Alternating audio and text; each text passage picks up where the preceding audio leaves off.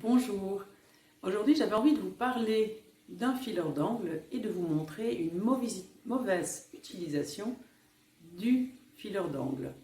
Parce que je pense qu'il est important de concevoir sa cuisine, enfin pour concevoir sa cuisine ou future cuisine, c'est de prévoir comment sera l'angle si vous avez une cuisine en forme en L ou en U. Donc ça va être vraiment important de tenir compte de l'angle et de quel meuble vous allez positionner dans l'angle ou sur chaque côté de l'angle.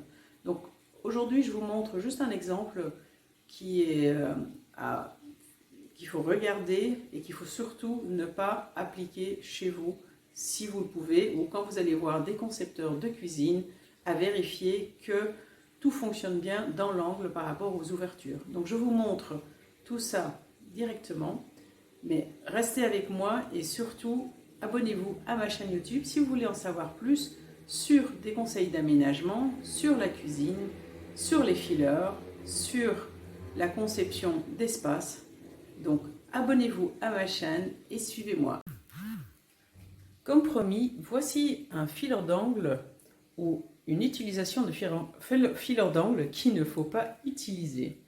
Donc ici vous voyez, la conception a été faite, donc on a le fileur d'angle. Donc pour ceux qui ne savent pas ce qu'est un fileur d'angle, c'est ce qui se trouve ici justement dans l'angle.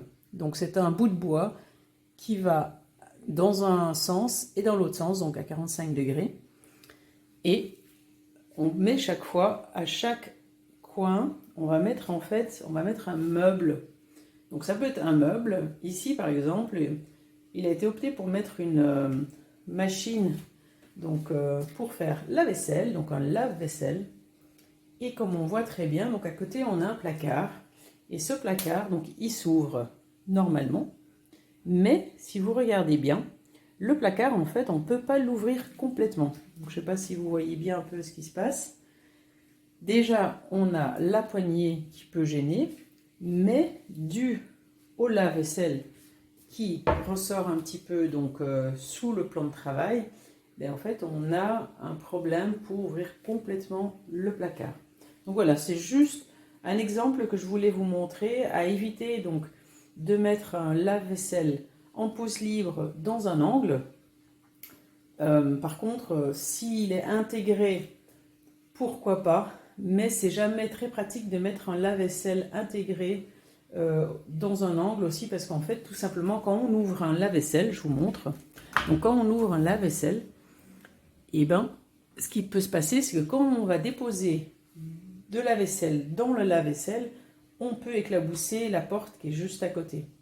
Donc voilà, donc dans la praticité, c'est pas vraiment top de mettre le lave-vaisselle dans l'angle. Voilà, mais de base, c'était juste pour vous montrer un fileur d'angle ce que c'est, et que ici, cette utilisation n'est vraiment pas à copier. Donc, tenez-en compte dans la conception de vos futures cuisines. Et je vous dis à bientôt pour de prochains conseils. Ciao, ciao!